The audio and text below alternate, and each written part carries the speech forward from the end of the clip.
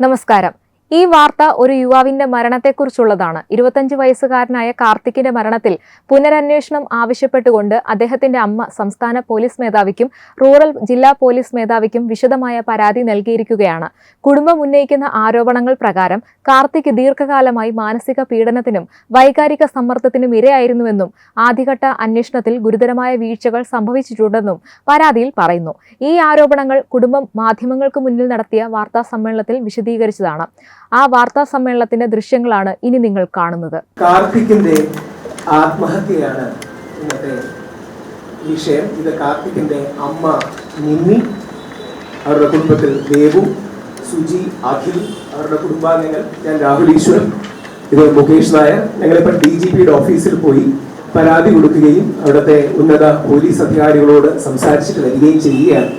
അമ്മ തന്നെ സംസാരിക്കാൻ ഞാൻ അതിൻ്റെ ഒരു കോണ്ടെക്സ്റ്റ്, അതിന്റെ സാഹചര്യം എന്താണെന്ന് കൂടെ ചെറുവാക്കുകളിൽ ഇൻട്രൊഡ്യൂസ് ചെയ്ത് പോകാം.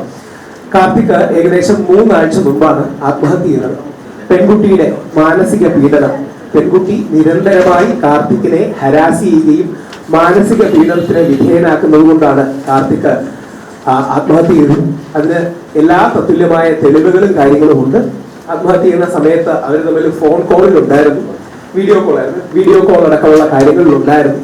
പക്ഷേ ഈ ആത്മഹത്യയുടെ കാര്യങ്ങൾ അബറ്റ്മെന്റ് ടു സൂസൈഡ് അല്ലെങ്കിൽ ആത്മഹത്യാ പ്രേരണ കുറ്റം തുടങ്ങിയ കാര്യങ്ങൾക്ക് മരിച്ച ആ ദിവസത്തിന്റെ അടുത്ത ദിവസങ്ങളിൽ തന്നെ അമ്മ പോലീസ് സ്റ്റേഷനിലേക്ക് പോയി പരാതിയും മറ്റും റേസ് ചെയ്തിരുന്നു. പോലീസുകാര് അതിൽ ആക്ഷൻ എടുത്തില്ലെന്ന് മാത്രമല്ല, പോലീസുകാർ വളരെ പച്ചയ്ക്ക് ഈ അമ്മയോട് അങ്ങനെ ഒരു പെൺകുട്ടിയുടെ മാനസിക പീഡനത്തിൽ ആണ് ആത്മഹത്യ ചെയ്താൽ കേസ് എടുക്കാനോ അവരെ ശിക്ഷിക്കാനോ അറസ്റ്റ് ചെയ്യാനോ ഒന്നും വകുപ്പില്ല എന്ന് പോലീസുകാര് ഈ അമ്മയോട് പറയുകയുണ്ടായി. നമ്മുടെ നാട്ടിൽ നമ്മൾ ഒറ്റ കാര്യം മാത്രം ചിന്തിച്ചാൽ മതി, ഇത് സംഭവിച്ചത് ആ പെൺകുട്ടിക്കായിരുന്നെങ്കിൽ ആ പെൺകുട്ടിയുടെ പേര് ഒന്നും പറയാത്തത് ആ മാന്യതയും മര്യാദയും കൊണ്ട് മാത്രമാണ്. ആ പെൺകുട്ടിക്ക് ആണ് ആത്മഹത്യ ചെയ്തിരുന്നെങ്കിൽ, ദൗർഭാഗ്യവശാൽ അങ്ങനെ അല്ലെങ്കിൽ സംഭവിക്കാതിരിക്കട്ടെ, ആ പെൺകുട്ടി ആത്മഹത്യ ചെയ്തിരുന്നെങ്കിൽ ഒരുപക്ഷെ കാർത്തിക്കിന്റെ വീട്ടുകാരെ അടക്കം അറസ്റ്റ് ചെയ്യും. ആ പെൺകുട്ടി ഒരു സംശയരോഗമുള്ള അല്ലെങ്കിൽ വളരെയധികം എക്സ്ട്രീംലി പാരനോയിഡായ ഒരു വ്യക്തിയാണ്. സഹോദരിയുടെ അടുത്തും നടന്ന സംഭവങ്ങളിൽ സഹോദരിയെയും കാർത്തികനെയും ചേർത്തടക്കം പലപ്പോഴും അധിക്ഷേപിക്കുകയും ഒരു അവസരത്തിൽ ഈ കാർത്തികിന്റെ മേൽ ശാരീരിക ഉപദ്രവം വരെ ഏൽപ്പിക്കുകയും മറ്റും ചെയ്തിരുന്നു. അപ്പോ ലാർജർ പോയിന്റ് എന്ന് പറഞ്ഞാൽ പുരുഷന്മാർ പലപ്പോഴും ആത്മഹത്യ ചെയ്യുമ്പോഴോ അവർക്ക് ബുദ്ധിമുട്ടുണ്ടാകുമ്പോഴോ അവർക്കൊരു നീതി കിട്ടുന്നില്ല, പോലീസ് പലപ്പോഴും അനങ്ങുന്നില്ല. ഇതിനോട് നിങ്ങൾക്ക് കമ്പയർ ചെയ്യാൻ കഴിയുന്നത് ഒരു സ്ത്രീ ആത്മഹത്യ ചെയ്യുകയോ ഒരു പെൺകുട്ടി ആത്മഹത്യ ചെയ്യുകയോ ചെയ്താൽ നമ്മുടെ മാധ്യമങ്ങളാകട്ടെ, പോലീസാകട്ടെ, കോടതിയാകട്ടെ വളരെ ഫാസ്റ്റായി പുരുഷൻ എങ്ങനെ ആത്മഹത്യ ചെയ്താൽ, ഒരു ആൺകുട്ടി ആത്മഹത്യ ചെയ്താൽ യാതൊരു രീതിയിലുള്ള നടപടിയും നമ്മുടെ സിസ്റ്റം, നമ്മുടെ സംവിധാനം എടുക്കുന്നില്ല. നിമ്മി അമ്മയുടെ കാര്യം പറയുകയാണെങ്കിൽ കുറേ കാലം മുമ്പ് അവരുടെ ഭർത്താവ് ഉപേക്ഷിച്ചു പോയതാണ്. 2 മക്കളാണ്, ഒരു മകന് വയ്യ. കാർത്തിക്കാണ് അവരുടെ വരുമാന മാർഗം, അവരുടെ കുടുംബങ്ങളുണ്ട്. ഇതൊക്കെ അത്താണിയായി നിന്ന കാർത്തിക്കാണ് ഇല്ലാതായത്. ഇപ്പോൾ ഞങ്ങൾ DGPയുടെ ഓഫീസിൽ പോയി വളരെ വിശദമായി അരമണിക്കൂറോളം അവിടെ ഇരുന്ന് അവിടുത്തെ ഉന്നത പോലീസ് ഉദ്യോഗസ്ഥരോട് സംസാരിച്ചു. അതിൻ്റെ റെസീറ്റും മറ്റു കാര്യങ്ങളും മേടിക്കുകയുണ്ടായി. അപ്പോൾ ആ അമ്മ പറയുന്നത് പൊതുസമൂഹം കേൾക്കുകയും ഇത്തരത്തിലുള്ള, അതായത് നാളെ ആണു മരിച്ചാൽ അതിന് വിലയില്ലാത്ത ദുരവസ്ഥ ഈ നാട്ടിൽ ഉണ്ടാകരുത് എന്നുള്ളത് കൊണ്ടാണ്. അപ്പോൾ അമ്മ പറയുന്നത് കേൾക്കാം. നമുക്ക് എന്നിട്ട് ചോദ്യങ്ങളുണ്ടെങ്കിൽ എടുക്കാം.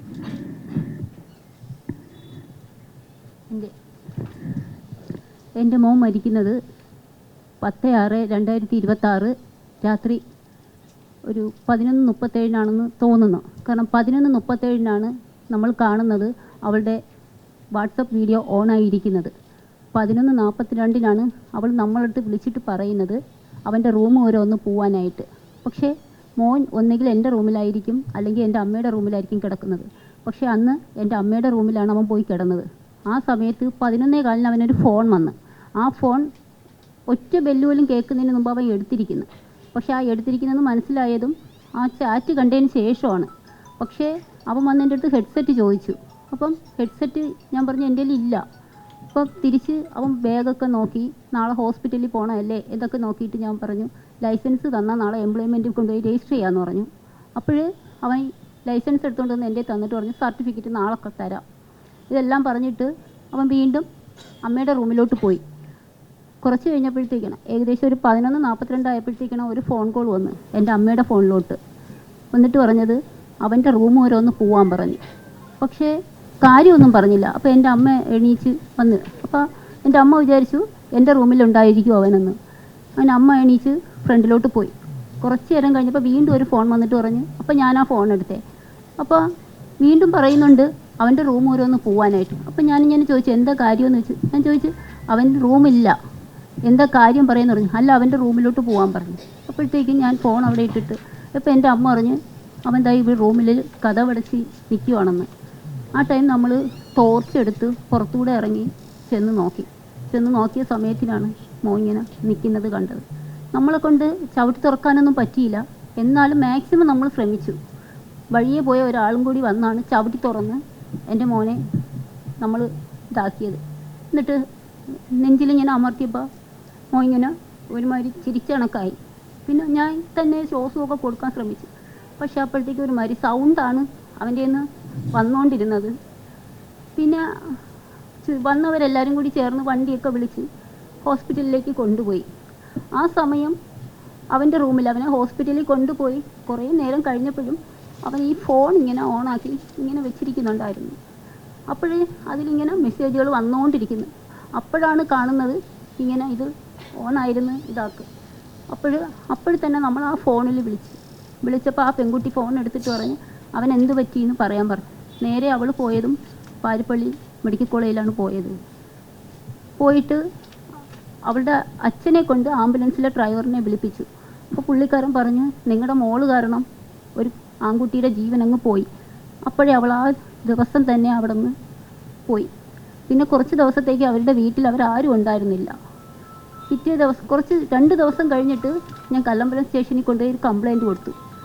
കാരണം പോലീസ് ഒന്ന് വീട്ടിൽ വരെയാവട്ടെ, ഒന്ന് അന്വേഷിക്കാവട്ടെ, ഒന്നും ചെയ്തില്ല.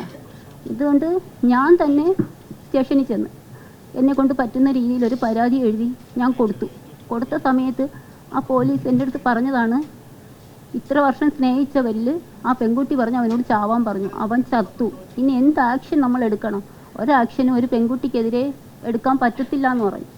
അപ്പോൾ ഞാൻ ചോദിച്ചു, അപ്പോൾ പെണ്ണ് എന്ത് കാണിച്ചിട്ട് വന്നാലും ഒരു പ്രശ്നമില്ലല്ലോ നിങ്ങൾക്ക്? അപ്പോൾ ഒന്നും മിണ്ടിയില്ല. എന്നിട്ട് ഞാൻ ചോദിച്ചു, നാളെ ഞാൻ എന്തെങ്കിലും കാണിച്ചിട്ട് വന്നാലും നിങ്ങൾ ഇത് തന്നെ ആയിരിക്കണം പറയേണ്ടതെന്ന് പറഞ്ഞു. അതിന് ശേഷമാണ് അവർ വീട്ടിൽ വന്ന് ആ ഫാനിൻ്റെ ബാക്കി കംപ്ലീറ്റ് കാര്യങ്ങളും എല്ലാം അഴിച്ചെടുത്തുകൊണ്ട് പോയത്. പക്ഷേ ഇത്രയും തെളിവുകളും നമ്മുടെ കയ്യിലുണ്ട്. ആ ടൈം ആ മോനെ ഒരു 11:15 അവൾ വിളിച്ചിരിക്കുന്നത്. ആ ഫോൺ എടുത്തെന്ന് പോലും നമുക്ക് മനസ്സിലായത് അവൻ്റെ ആ ചാറ്റും കാര്യങ്ങളും കണ്ടപ്പോഴാണ്. അപ്പോഴും നീ എവിടെ പോയടാ, നീ എന്നെ ചേർത്ത് പച്ച ചീത്തയാണ് വിളിച്ചിരിക്കുന്നത്, പച്ച ചീത്ത. അതവൻ്റെ മെസ്സേജ് കാണുമ്പോൾ അറിയാം. അതുപോലും പോലീസ് വാങ്ങിച്ച് നോക്കാനായിട്ട് ഒരിത് കാണിച്ചില്ല എൻ്റെ അടുത്തൊന്നും. ഒരു പോലീസ്, പിന്നെ ഇടയ്ക്കിടയ്ക്ക് ഞാൻ ചെല്ലുന്നതുകൊണ്ട് ഒരു പോലീസ് മാത്രം കാര്യങ്ങളെല്ലാം വിശദമായിട്ട് ചോദിച്ചായിരുന്നു. പിന്നെ ഒരു പോലീസിൻ്റെ അടുത്ത് ഞാൻ പറഞ്ഞു, അവളെ വിളിക്കുമ്പോൾ ജസ്റ്റ് ഒന്ന് വിളിക്കണം, എനിക്കൊന്ന് കാണണമെന്ന് പറഞ്ഞു. എന്നിട്ട് പോലും അവരെന്നെ വിളിച്ചില്ല. പിന്നെ എൻ്റെ മോൻ്റെ ഫോൺ അതെനിക്ക് ഇന്നലെ തിരിച്ചു തന്നു. ഇത്രയും തെളിവുണ്ടായിട്ടും അവർ ഇതേവരേക്കും ഒന്നും ചെയ്തില്ല. അപ്പോൾ ഒരു പെൺകുട്ടി ചെയ്തിട്ട് വന്നു കഴിഞ്ഞാൽ ഒരു പ്രശ്നമില്ല.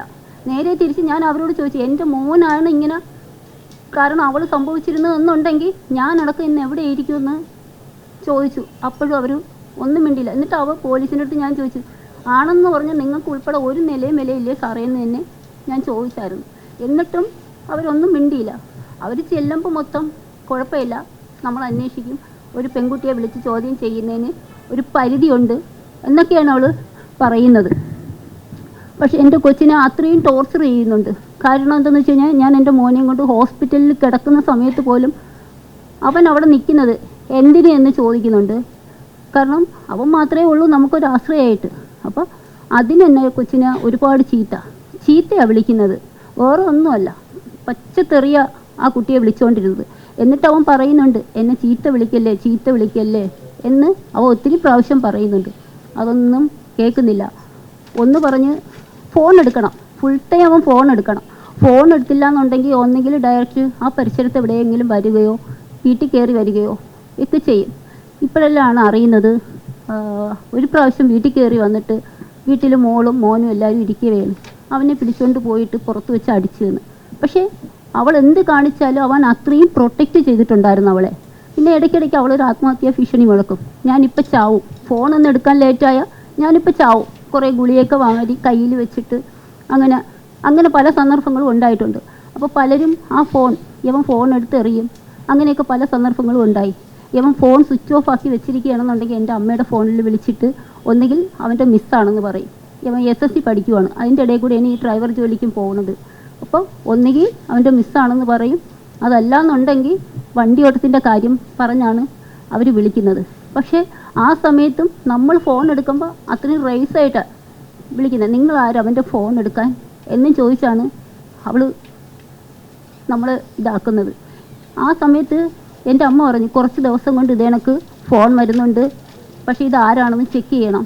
അപ്പോൾ ഞാൻ ഇങ്ങനെ ഫോണിൽ അടിച്ച് നോക്കിയപ്പോൾ ഈ പെൺകുട്ടിയുടെ പേരാണ് കാണിച്ചത്. ഞാൻ തിരിച്ച് വിളിച്ച് ചോദിച്ചപ്പോഴത്തേക്കാണ് എൻ്റെ അടുത്ത് അവൾ അച്ഛനെയും അമ്മേനെയും എല്ലാവരെയും കൊണ്ട് സത്യം ചെയ്തിട്ട് പറഞ്ഞു ഇപ്പം അങ്ങനെ ഒരു റിലേഷൻ പോലും ഇല്ല, വെറുതെ ഒരുപാട് നാളായി കണ്ടിട്ട് മെസ്സേജ് അയച്ചിട്ടോ വിളിച്ചിട്ടോ അതുകൊണ്ട് മാത്രമാണ് വന്നത്, ഞാൻ വിളിച്ചത് എന്നാണ് പറഞ്ഞത്. ഇനി മേലിൽ വിളിക്കില്ല എന്ന് പറഞ്ഞു. പക്ഷേ ഞാനത് വിശ്വസിച്ചു. ഒരു പെൺകുട്ടി സത്യം ചെയ്ത് പറഞ്ഞതുകൊണ്ട് നമ്മളൊന്നും നമ്മുടെ അച്ഛനമ്മമാരെ കൊണ്ട് കള്ളസത്യം ചെയ്യത്തില്ല. പിന്നും ഇപ്പം ഇവ മരിക്കുന്നതിന് തന്നെ ഒരു 3 ആഴ്ച മുമ്പ് എനിക്കറിയാം, ഞാനൊരു 2 ആഴ്ചക്കാലം ഹോസ്പിറ്റലിലാണ്. ഈ ഹോസ്പിറ്റലിൽ നിൽക്കുന്ന ടൈം പോലും അവൻ്റെ ഫോൺ ഫുൾ ബിസിയാണ്. നമ്മൾ വിളിച്ചാൽ പോലും അവന് ഫോൺ എടുക്കാനായിട്ട് പറ്റുന്നില്ല. കാരണം നമ്മൾ വിളിക്കുമ്പോൾ അപ്പോഴും ഞാൻ ചോദിക്കും എന്താ ഇത്രയും ബിസി ആവുന്ന കാര്യം. അപ്പോഴൊക്കെ ഇതാണ് ബിസി. പിന്നെ നമ്മൾ എവിടെ നിൽക്കുന്നു അതെല്ലാം അവൾക്ക് അപ്പോഴും തന്നെ എന്തോ ഒരു സംഭവം വീഡിയോ കണക്ക് ഇങ്ങനെ കാണിച്ചു കൊടുക്കണം. പക്ഷേ ഭയങ്കരമായിട്ട് എൻ്റെ കൊച്ചിനെ ടോർച്ചർ ചെയ്തുകൊണ്ടിരിക്കുമായിരുന്നു. പിന്നെ അവൻ്റെ നിന്ന് പൈസ ആയിട്ട് അങ്ങനെയും കുറേ സംഭവങ്ങൾ ആ കുട്ടി പറ്റിയിട്ടുണ്ട്. കാരണം ലാസ്റ്റ് നിമിഷങ്ങളിലൊന്നും അവൻ്റെ കയ്യിൽ പൈസ ഇല്ല. അവനാണ് നമ്മുടെ ഏക ഒരാശ്രയം. പക്ഷേ എന്താ പറയുക,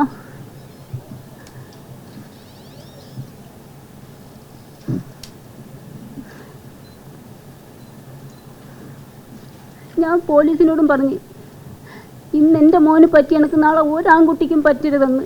കാരണം അവളെ പോലുള്ള പെൺകുട്ടികളാണെന്നുണ്ടെങ്കിൽ ഇന്ന് എൻ്റെ മോൻ ബലിയാടായതുപോലെ തന്നെ നാളെ മറ്റൊരാൺകുട്ടിയും ഇതുപോലാവും. പക്ഷേ ഒരിക്കലും ഒരാണിന് നീതി കിട്ടില്ല എന്ന് പറഞ്ഞാൽ എവിടെന്നാ ഇത്? ഇങ്ങനെയാണോ ലോകം? പക്ഷേ അത്രയും തെളിവുകളുണ്ട്. അവൾ ഇതിന് മുമ്പ് ആ സമയത്ത് പോലും അവളുടെ കയ്യിൽ അവൻ ചെയ്യുന്ന ഇതെല്ലാം സ്ക്രീൻഷോട്ട് എടുത്ത് വെച്ചിരിക്കുക. അപ്പോൾ അവൾ എത്ര ധൈര്യമുള്ളവളാണ്. ഇതിന് മുമ്പും ചെയ്യാൻ ശ്രമിച്ചു എന്ന് പറയും. എന്നിട്ടെങ്കിലും ആരെങ്കിലും ഒക്കെ വിളിച്ചറിയിച്ചുകൂടായിരുന്നു. അവൾ ആരെയും അറിയിച്ചിട്ടില്ല. അവളുടെ ഇപ്പം ഫ്രണ്ട്സുമായിട്ട് പോയാലും ആ ഫ്രണ്ട്സിനെ വിളിച്ചവൾ ചീത്ത വിളിക്കുന്നുണ്ട്. ഈ മോളെ പോലും ഒത്തിരി തവണ ചീത്ത വിളിച്ചു.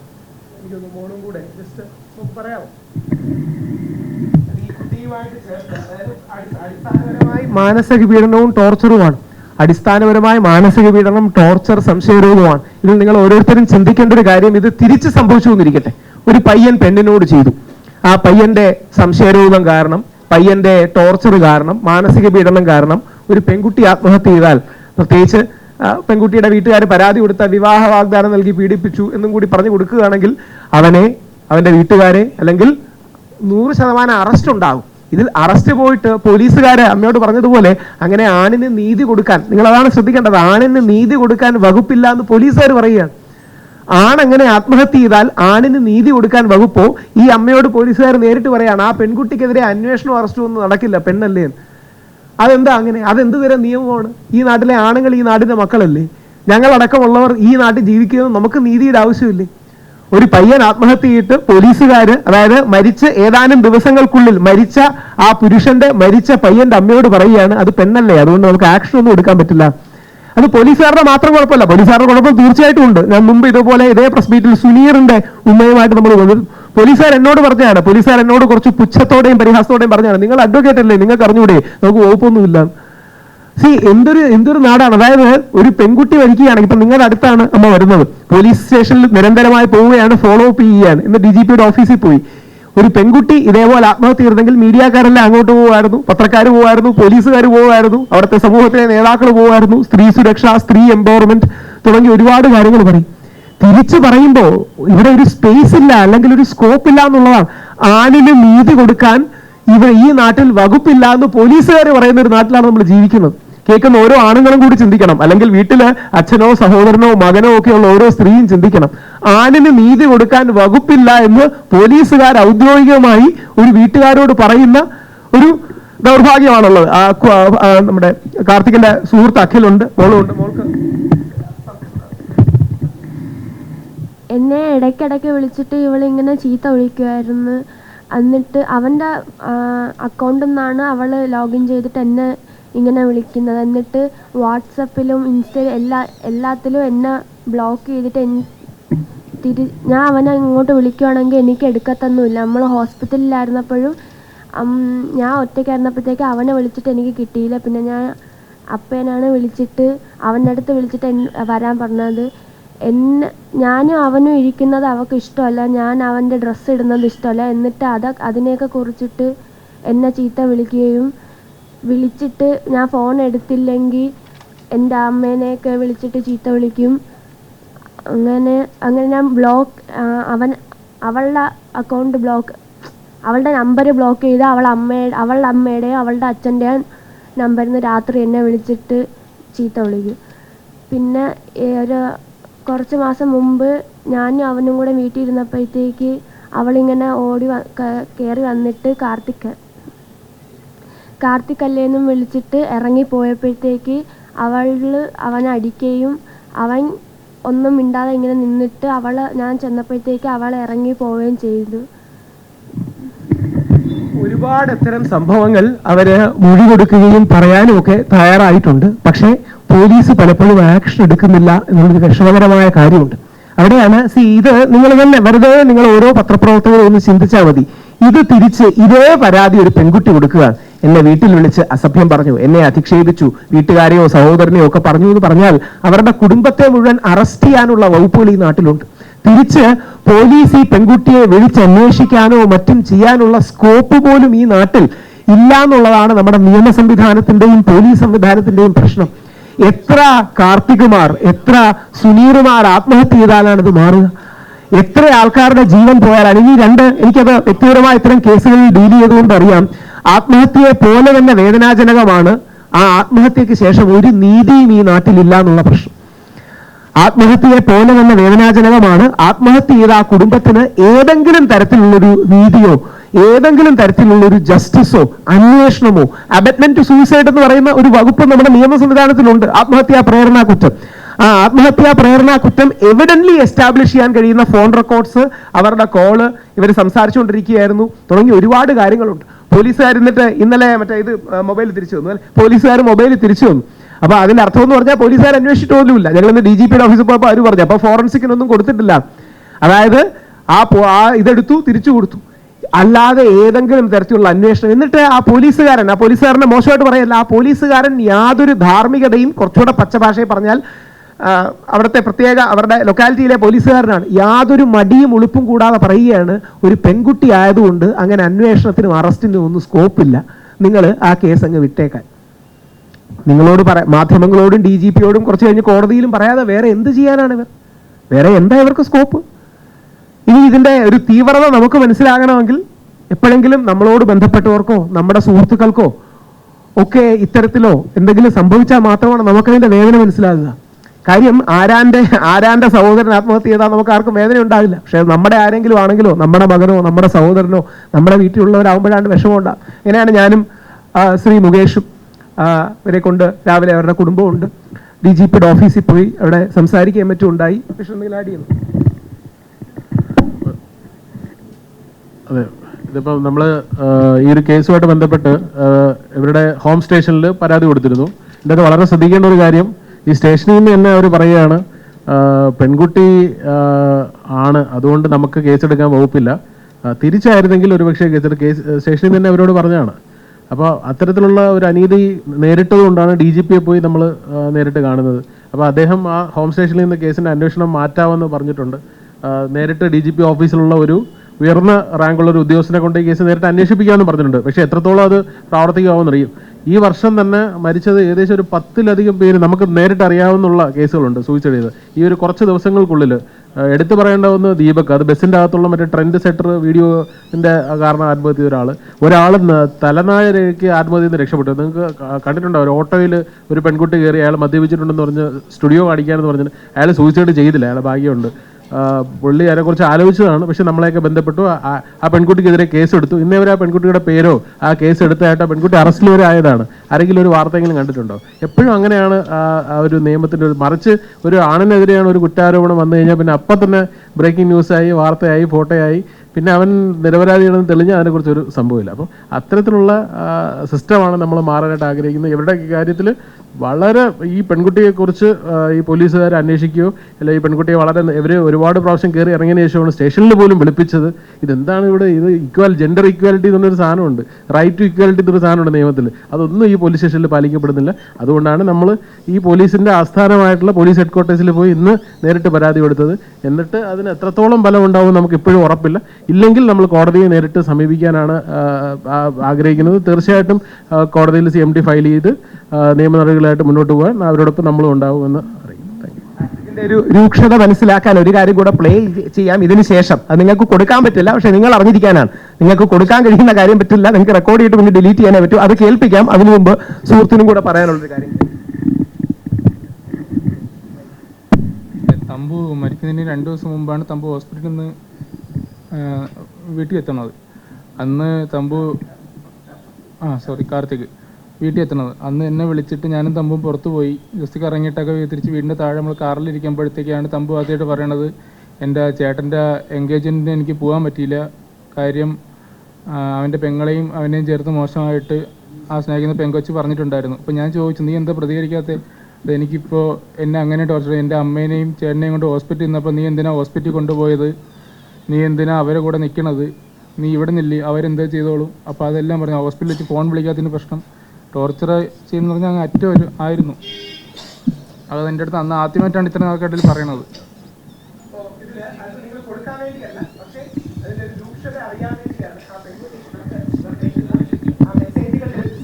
കേട്ടിരിക്കാൻ വേണ്ടി മാത്രമാണ്, കൊടുക്കാൻ കഴിയില്ല. നമ്മുടെ സഭ്യതയുടെ എല്ലാ അതിർവരമ്പുകളും ലംഘിക്കുന്നുണ്ട്.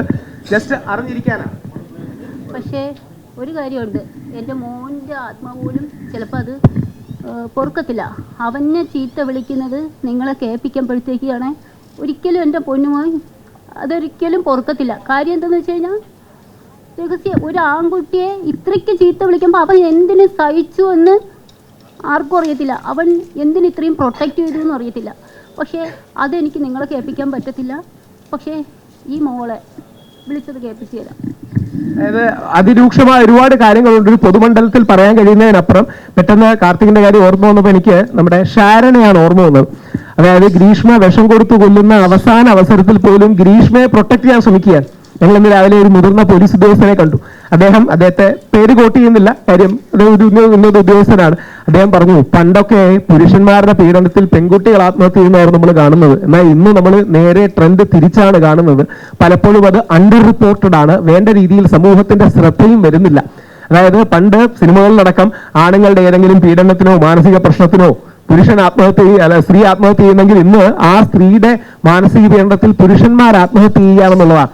ആ അമ്മ പറഞ്ഞതുപോലെ ഒരു പയ്യന്റെ ആത്മാഭിമാനത്തെ ലംഘിക്കുന്ന ഒരുപാട് കാര്യങ്ങളുണ്ട്. അതുകൊണ്ട് അത് കേൾപ്പിക്കുന്നില്ല. പക്ഷെ ആ മോളെ അടക്കം ചെയ്യുന്ന കാര്യങ്ങൾ നിങ്ങൾക്ക് കൊടുക്കാൻ കഴിയില്ല. അതിന്റെ തീക്ഷ്ണതയും രൂക്ഷതയും അറിയാൻ വേണ്ടി മാത്രം.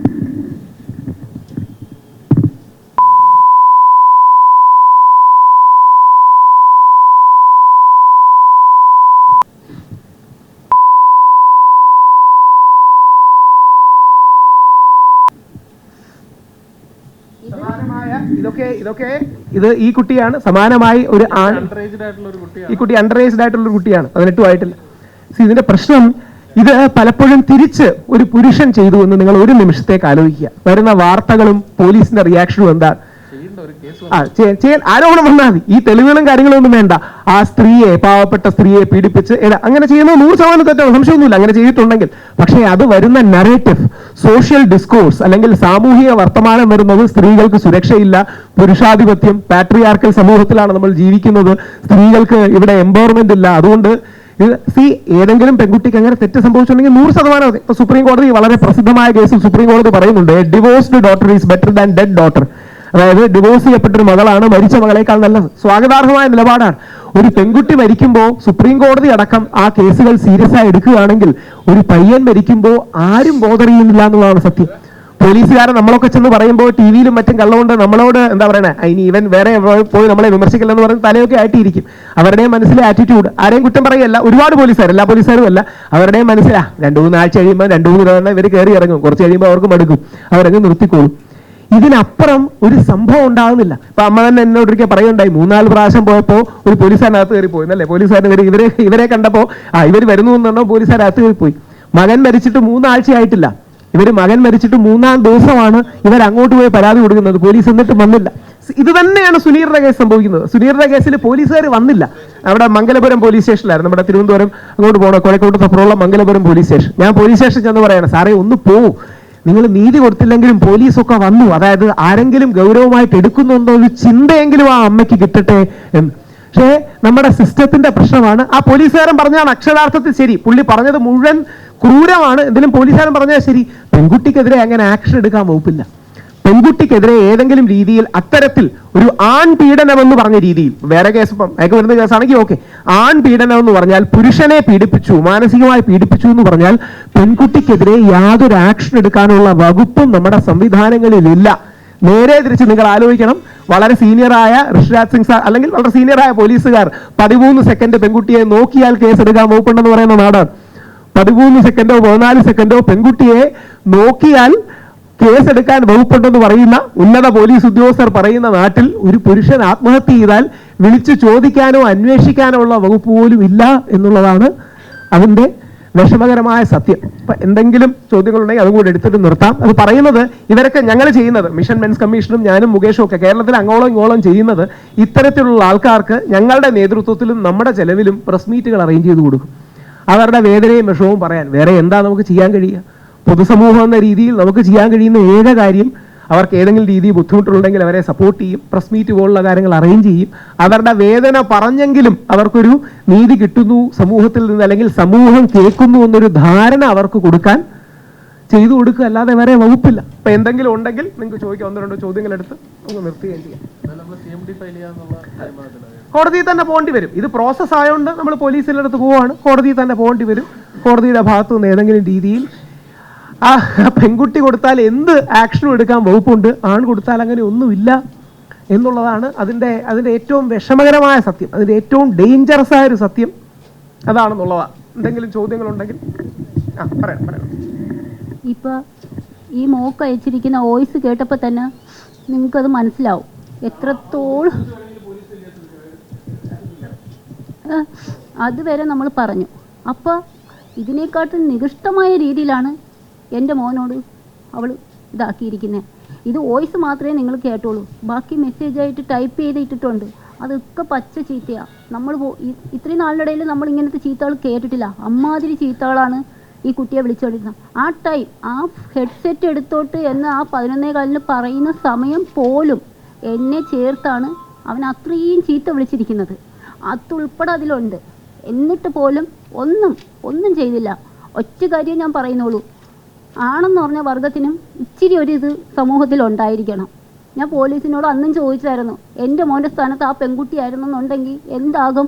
പക്ഷേ ഇനി ഇത് ആവർത്തിക്കുകയല്ലേ ഉള്ളൂ. അവൾക്ക് കൂടുതൽ ശിക്ഷ വാങ്ങിച്ചു കൊടുക്കാനൊന്നും പറ്റത്തില്ല. പക്ഷേ ഒരു പ്രാവശ്യമെങ്കിലും അവൾ ഇതിൻ്റെ പേരിൽ ഞാൻ ചെയ്തതിൻ്റെ ഒരു കുറ്റബോധം കാണുന്ന ഒരു പെൺകുട്ടിയൊന്നും അല്ല. പക്ഷേ ഇപ്പോഴാണ് അറിയുന്നത് അവർ ഇത്രയും നാളുകൊണ്ട് പ്രണയത്തിലായിരുന്നു എന്ന് വരെ. കാരണം എൻ്റെ വീട്ടിൽ അങ്ങനെ ഒരു ഇതവൻ കാണിച്ചിട്ടില്ല. പക്ഷേ ഇടയ്ക്കിടയ്ക്ക് അവൾ അച്ഛനും കൂടി കയറി വരും. അവരുടെ വീട്ടിൽ ഫുൾ സപ്പോർട്ടാണ്. കാരണം അച്ഛനും മോളും കൂടിയൊക്കെയാണ് വീട്ടിൽ കയറി വരുന്നത് തന്നെ. അപ്പോൾ പോലും നമുക്കൊരു സംശയം ഇങ്ങനെ തോന്നിയിട്ടില്ലായിരുന്നു. പക്ഷേ ഒറ്റ കാര്യമേ ഉള്ളൂ, ഇനി എൻ്റെ മോന് പറ്റിയത് ഇനി ഒരിക്കലും ഒരു പെൺകുട്ടിയേക്കും ഈ പെൺകുട്ടി കാരണം ഒരാൺകുട്ടിയേക്കും ഇങ്ങനെ ഉണ്ടാവരുത്. കാരണം എൻ്റെ നാട്ടിലുള്ളവരെല്ലാം പഠിച്ചു, ആ കുട്ടികൾ അവൻ്റെ ഫ്രണ്ട്സാണ്. അവർ ഉൾപ്പെടെ പറയുന്നത് എന്താണ്, ഇപ്പം അവൾ കാണിക്കുന്നത്, അവൾ പറയുന്ന ഓരോ കള്ളത്തരങ്ങളും, ഇത്രയും നാൾ സ്നേഹിച്ചിട്ട് അവൾ ഓരോ കള്ളത്തരങ്ങളും എൻ്റെ കുട്ടിയെപ്പറ്റി ഇപ്പോൾ പറയുന്ന കേട്ട് കഴിഞ്ഞാൽ അറപ്പും വെറുപ്പും ഉണ്ടാക്കുന്ന രീതിയിലായിരുന്നു. പക്ഷേ അവൾ ഒരു ദിവസമെങ്കിലും വിളിച്ച് ഒന്ന് ക്വസ്റ്റ്യൻ ചെയ്ത് എന്താണെന്ന് എൻ്റെ മോൻ്റെ ഫോണിൻ്റെ ലോക്ക് ഉൾപ്പെടെ അവൾക്കറിയാം. അവൻ്റെ ഇൻസ്റ്റയുടെ പാസ്വേഡും ബാക്കി ഡീറ്റെയിൽസ് എല്ലാം കൈകാര്യം ചെയ്യുന്നത് അവളാണ്. അതുൾപ്പെടെ അവർ നിഷേധിച്ച്. പോലീസിന് വേണമെങ്കിൽ അവളുടെ വിളിച്ച് എൻ്റെ മോൻ്റെ ഫോണിൻ്റെ പാസ്വേഡും എല്ലാം അവളെ കൊണ്ട് എടുപ്പിക്കാം. പക്ഷേ അവർ ചോദിച്ചപ്പോൾ അവൾക്ക് അറിയില്ല എന്ന് പറഞ്ഞു. ഒറ്റ പ്രാവശ്യം ചോദിച്ചു കഴിഞ്ഞാൽ അവൾ അറിയത്തില്ല എന്നേ പറയുള്ളൂ. കാരണം നിങ്ങൾക്ക് മനസ്സിലായല്ലോ അവളുടെ വോയിസ് അത് കേട്ടപ്പോൾ അവൾ എങ്ങനെയുള്ള ഒരു കുട്ടിയാണെന്ന്. ഇനി എനിക്കിതിൽ കൂടുതൽ എനിക്ക് എൻ്റെ കൊച്ചിന് എന്താണ് പറ്റിയതെന്നുള്ളത് അറിയണം. കുറേ അവൾ മെസ്സേജുകൾ ഡിലീറ്റ് ചെയ്തിട്ടുണ്ട്. അതൊന്നും പോലീസ് ആദ്യം എടുക്കാമെന്ന് പറഞ്ഞു, പിന്നെ എടുക്കത്തില്ല എന്ന് പറഞ്ഞു. അപ്പോൾ അതൊക്കെ എന്താണെന്ന് നമുക്കറിയണം.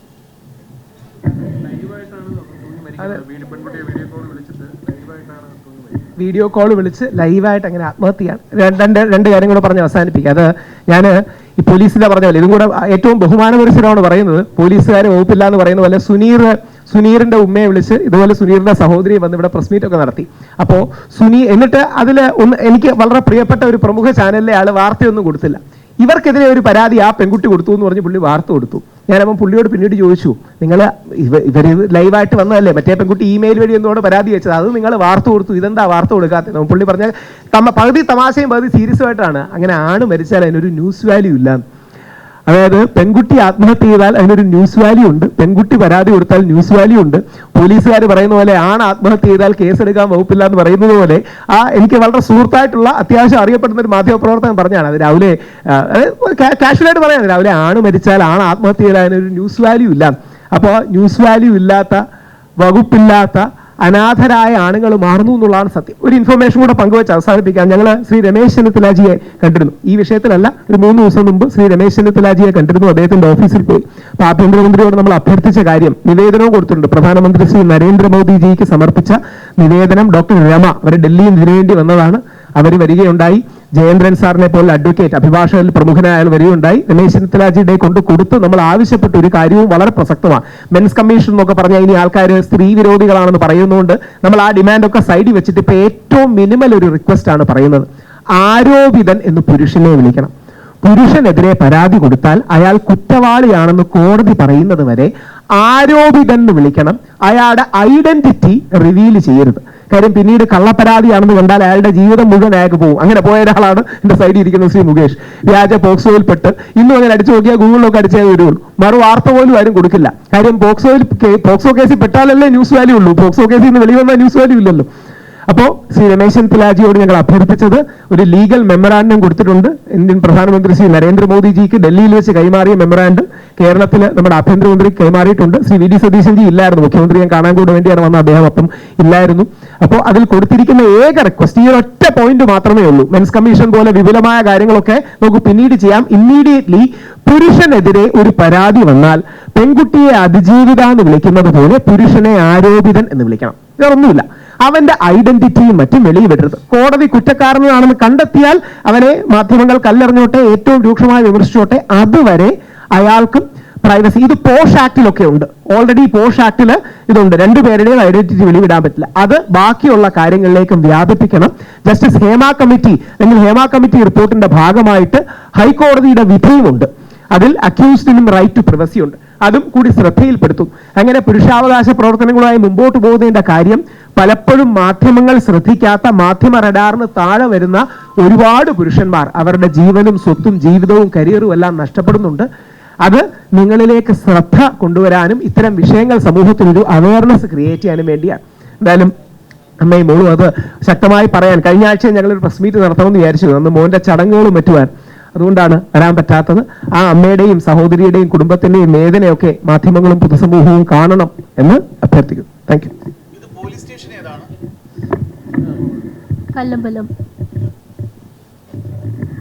കല്ലമ്പലം പോലീസ് സ്റ്റേഷനാണ്. പോലീസുകാരുടെ പേരടക്കം അറിയാം, പക്ഷേ പറയുന്നില്ല. അവിടെ നിന്ന് കേട്ട റെസ്പോൺസ് ആണ് നേരത്തെ. അവിടെ നിന്ന് കേട്ട പെണ്ണിനെതിരെ കേസെടുക്കാൻ വകുപ്പില്ല, അങ്ങനെ ആണ് ആത്മഹത്യ ചെയ്താൽ അത് ആ പോലീസുകാരുടെ കുറ്റമൊന്നുമല്ല കേട്ടോ. കാര്യം ഇത് തന്നെയാണ് എന്നോട് മംഗലപുരം സ്റ്റേഷനിൽ പറഞ്ഞത്. ഞാൻ ആ വ്യക്തിപരമായി ചെന്നത്. പുള്ളി എന്നോട് പകുതി ചിരിച്ച് പരിഹാസത്തോട് പറയുന്നത്, നിങ്ങൾ അഡ്വക്കേറ്റ് അല്ലേ, നിങ്ങൾക്ക് ഇതൊന്നും അറിയില്ലേ? നിങ്ങൾ ഇതിനോടൊന്ന് ആഴത്തിലിറങ്ങി അന്വേഷിക്കുമ്പോഴാണ് ഇതിന്റെ അപകടകരമായ ബയസ് മനസ്സിലാകുന്നത്. ഞാനിത് പറയുന്നത് ഞാൻ പല വേദികളിലും പറഞ്ഞു. ഞാനിത് പറയുന്നതിന്റെ കാര്യം, എന്റെ വീട്ടിൽ 2 ആൺമക്കളാണ് വളർന്നു വരുന്നത്. എന്റെ വീട്ടിൽ വളർന്നു വരുന്ന 2 ആൺമക്കളാണ്. ഇത് പണ്ട് അമ്മമാരായിരുന്നു പറഞ്ഞിരുന്നത്. നിങ്ങൾ ഒരുപക്ഷെ ശ്രദ്ധിക്കും, വീട്ടിൽ പെൺമക്കൾ വളർന്നു വരുന്നുണ്ടോ നമുക്ക് ആദ്യം ടെൻഷൻ വേണം. അതിപ്പോഴുമാണ്, അത് മാറ്റണം നമ്മൾ, സംശയമൊന്നുമില്ല. ആ പെൺമക്കൾക്കും അമ്മമാർക്കും പ്രൊട്ടക്ഷൻ കൊടുക്കണം. പക്ഷേ വീട്ടിൽ ആൺകുട്ടികൾ വളർന്നു വരുന്നതിന് ആദ്യമുള്ള അച്ഛന്മാരും അമ്മമാരും ഉണ്ടാകുന്ന ഒരു സമൂഹം ഉണ്ടായിരുന്നു. ഈ അമ്മ പറഞ്ഞാൽ എനിക്ക് ഏറ്റവും സ്ട്രൈക്കിംഗ് ആയി തോന്നിയത്, എന്നോട് അവരുടെ ബന്ധു അദ്ദേഹം അടക്കം പുറകെ നിൽപ്പുണ്ട്, അദ്ദേഹം അടക്കം ആദ്യം വന്ന് പറഞ്ഞപ്പോഴേ ഇനി ഒരു ആണിന് ഇത് പറ്റരുത്, ഇനി ഒരു പുരുഷൻ ഇത് പറ്റരുത് എന്നുള്ള വേദനയാണ്. അതുകൊണ്ട് ഇനിയും വരുന്ന തലമുറയിലെ ആ പുരുഷന്മാരെ രക്ഷിക്കാൻ കഴിയുന്ന ഏക മെക്കാനിസം കോടതിയും മാധ്യമങ്ങളുമാണ്. ഒരു ബോധവൽക്കരണം, ഒരു അവയർനെസ് ക്രിയേഷൻ, ടോക്സിക് റിലേഷൻഷിപ്പ് വന്നാൽ സൂയിസൈഡ് ചെയ്യരുത് തുടങ്ങിയ കാര്യങ്ങളാണ്. അപ്പൊ അത് ദയവായി ശ്രദ്ധിക്കണമെന്ന് അഭ്യർത്ഥിക്കും. Thank you.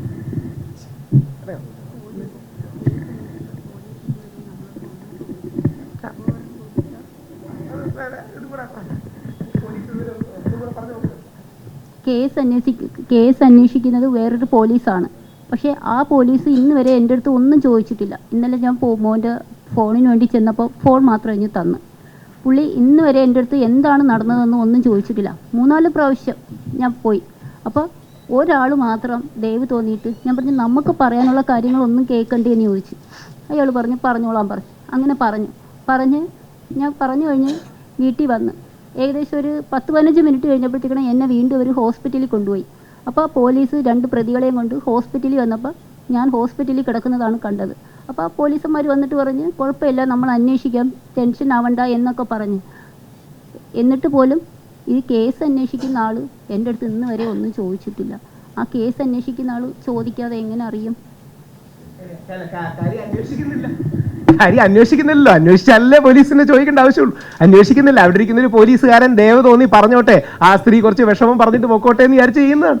അവിടെ ഇരിക്കുന്ന പോലീസുകാരൻ അന്വേഷിക്കുന്ന പോലെ നോബഡി ബോദേഴ്സ്, നോബഡി കെയേഴ്സ് എന്നുള്ളതാണ്. മുമ്പ് ഹൂ കെയേഴ്സ് വളരെ വിവാദമായതുപോലെ ആണിനെ കുറിച്ച് no one cares, nobody cares എന്നുള്ളതാണ് സത്യം. കുഴപ്പമില്ല. അപ്പോൾ എന്തായാലും അത് ശ്രദ്ധിക്കുക. നിങ്ങളുടെ മാധ്യമങ്ങളുടെ അടക്കം ശ്രദ്ധ വന്നാൽ പോലീസ് കുറെ കൂടി ഊർജിതമായി അന്വേഷിക്കും. അതാണ് അഭ്യർത്ഥന. Thank you. കാർത്തിക്കിന്റെ മരണവുമായി ബന്ധപ്പെട്ട് പുതിയ പരാതിയുടെ അടിസ്ഥാനത്തിൽ സമഗ്രമായ പുനരന്വേഷണം നടത്തണമെന്നാണ് കുടുംബത്തിന്റെ പ്രധാന ആവശ്യം. മാനസിക പീഡനവുമായി ബന്ധപ്പെട്ട ആരോപണങ്ങളും അന്വേഷണത്തിലെ വീഴ്ചകളുമെല്ലാം പരിശോധിച്ച് ഉത്തരവാദികൾക്കെതിരെ നിയമ നടപടി സ്വീകരിക്കണമെന്നുമാണ് കുടുംബം ആവശ്യപ്പെടുന്നത്. ഈ പരാതിയിൽ ബന്ധപ്പെട്ട വ്യക്തികളുടെ ഭാഗത്തു നിന്ന് ഔദ്യോഗിക പ്രതികരണം ഇതുവരെ പുറത്തു വന്നിട്ടില്ല. അന്വേഷണ ഏജൻസികൾ വിഷയത്തിൽ എന്ത് നിലപാട് സ്വീകരിക്കുമെന്നതും തുടർ നടപടികൾ എന്തായിരിക്കുമെന്നതും ഇനി ശ്രദ്ധേയമാണ്.